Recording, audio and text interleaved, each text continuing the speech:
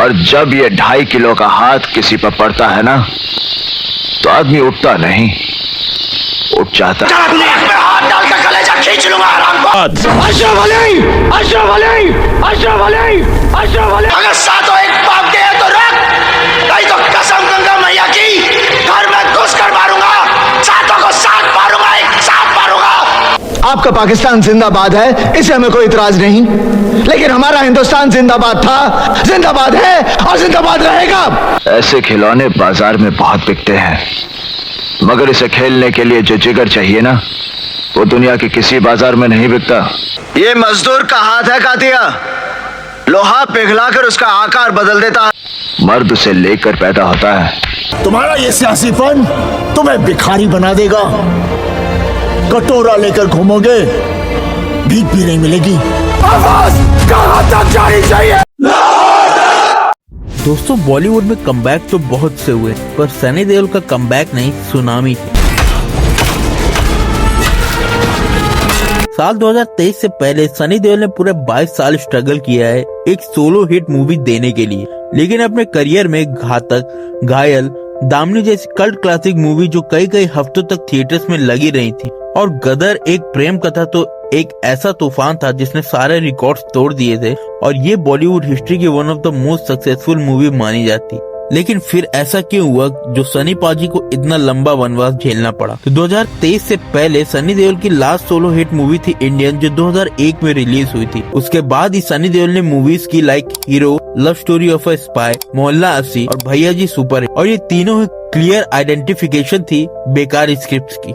लेकिन इसी बीच उनकी मूवीज आई अपने और यमला पगला दीवाना 1 और 2, जो बॉक्स ऑफिस पर तो चली, बट ये सारी मल्टी स्टारर मूवीज थी। और उनकी मूवी लाइक सिंह साब द ग्रेट और पोस्टर बॉयज अच्छी होने के बावजूद बॉक्स ऑफिस पर बुरी तरह फ्लॉप हो गई। ये सब बात सुन के लग रहा होगा कि सनी देओल अपनी बेकार फिल्म चॉइसेस और यंगर जनरेशन से कनेक्ट न कर पाने की वजह से इतना स्ट्रगल करना पड़ा, जो कि कुछ हद तक सही भी है। लेकिन ये बात जानकर आपको बहुत हैरानी होगी कि गदर 1 की सक्सेस के बाद बॉलीवुड लॉबी ने जानबूझकर उनको साइडलाइन कर दिया था। मैं आजकल के इंटरव्यूज में कह ही रहा हूँ कि जब मैंने पहली गदर की थी, इतनी सक्सेसफुल हो गई थी कि मेरी दुकान बंद हो गई।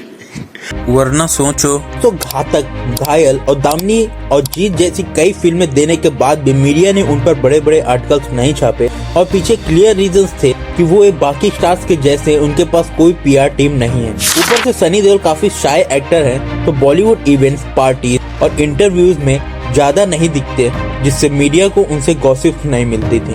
सलमान हमारे साथ हनीमून में आ रहे हैं। यस!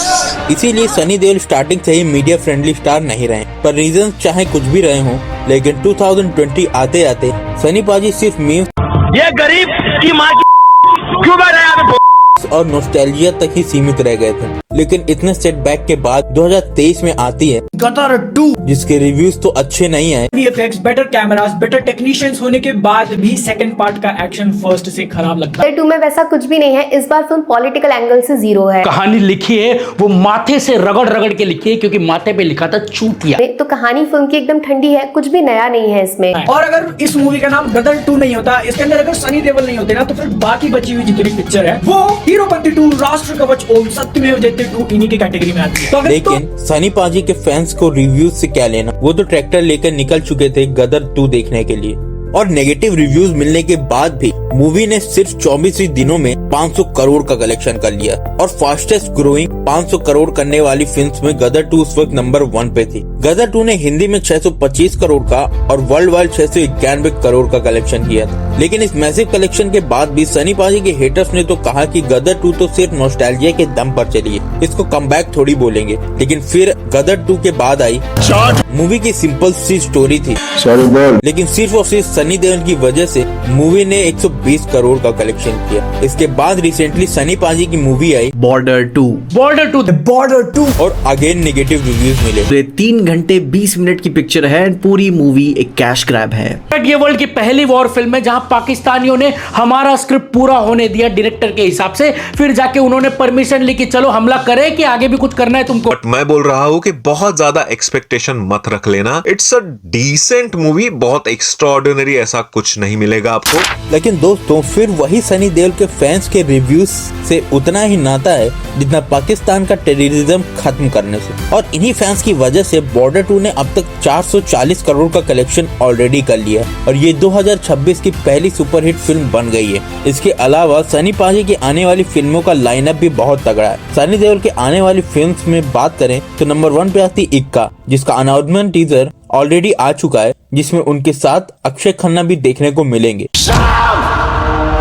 नंबर 2 पे आती है राजकुमार संतोषी के साथ लाहौर 1947। नंबर 3 पे है सनी देओल की साल की बिगेस्ट मूवी रामायण, जिसमें वो हनुमान जी का रोल प्ले करेंगे। और कुछ रूमर्स तो ये भी कहते हैं कि वो घातक का भी सीक्वल प्लान कर रहे हैं। दोस्तों अगर उनके कमबैक के रीजंस की बात करें तो सनी पाजी के कमबैक्स के पीछे एक बहुत से रीजन है। नंबर 1 पे आता है उनका नॉस्टैल्जिया फैक्टर। नंबर 2 पे आता है हाई ऑक्टेन पैट्रियोटिज्म, जिसके लिए सनी पाजी जाने जाते हैं और जो गदर 2 और बॉर्डर 2 दोनों में देखने को मिला। नंबर 3 पे आती है अंडरस्टैंडिंग हिमसेल्फ। सनी देओल ने अपने आप को समझा कि वो मास हीरो क्यों है और उन्होंने उसी सेम फॉर्मूला पे काम किया है। सनी देओल को पता है कि अब वो 68 इयर्स के हो गए हैं, तो उन्हें वैसे ही मिडिल एज मैन के रोल चूज करने चाहिए। और अपनी मूवीज में एक्ट्रेसेस के साथ रोमांस भी उन्होंने नहीं किया बाकी स्टार्स के जैसे, क्योंकि अब वो इस एज में अच्छा नहीं लगता। और एक्शन तो सनी पाजी किसी भी एज में करे वो कन्विंसिंग ही लगता है। वही नंबर 4 पे आती है understanding power of single screen. जहाँ पूरा बॉलीवुड मल्टीप्लेक्स को टारगेट करके मूवी बनाने में लगा पड़ा है,